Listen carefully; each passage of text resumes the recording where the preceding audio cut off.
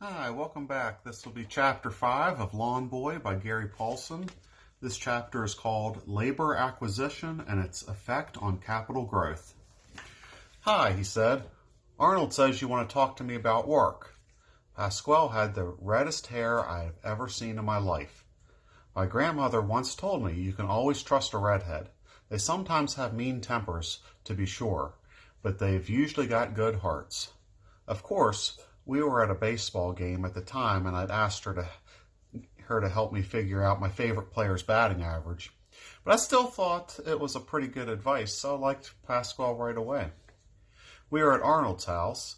I had about 20 minutes before I had to be home. I had told my parents that I had to talk to people about new jobs, and they'd extended my be-out time to 9:30. It's nice that you found a way to make some spare change, Mom had said, but aren't you working too hard? I jammed my hands into my pockets that were crammed with, at the moment, something like $330, and said, I like the work. It's good to be out in the fresh air.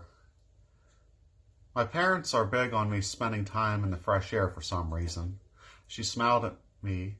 I'm glad you're having such a good summer. I was a little worried things could be too quiet for you.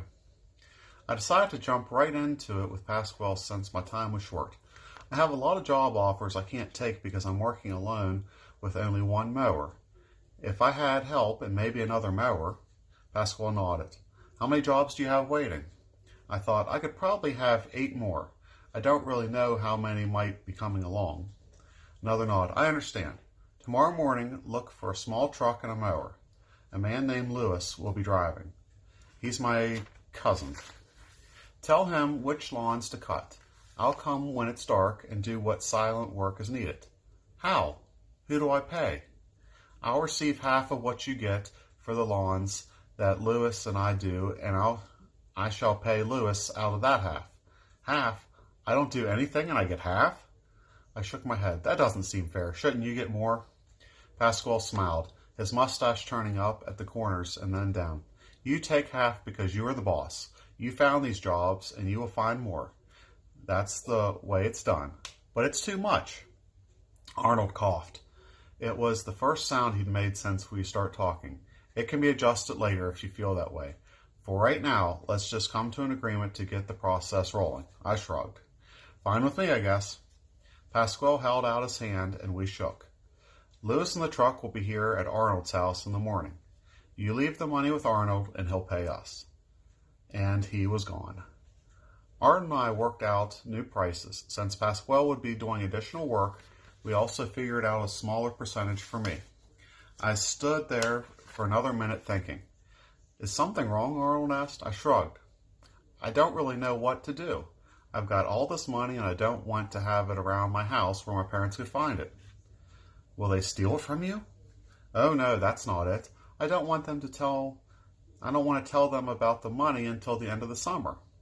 Why wait until then? I'm waiting for the right time, so it doesn't sound like I'm kind of bragging or something. Arnold rubbed the back of his head, then his face. Tell you what, if you want, I'll keep it here, invest it for you, the way we did with that first stock the other day. That way your money will make money while you can earn more. I had a good feeling that Arnold was honest and smart about investing. So I gave him most of the money, kept just enough for gas for the mower. He gave me a receipt.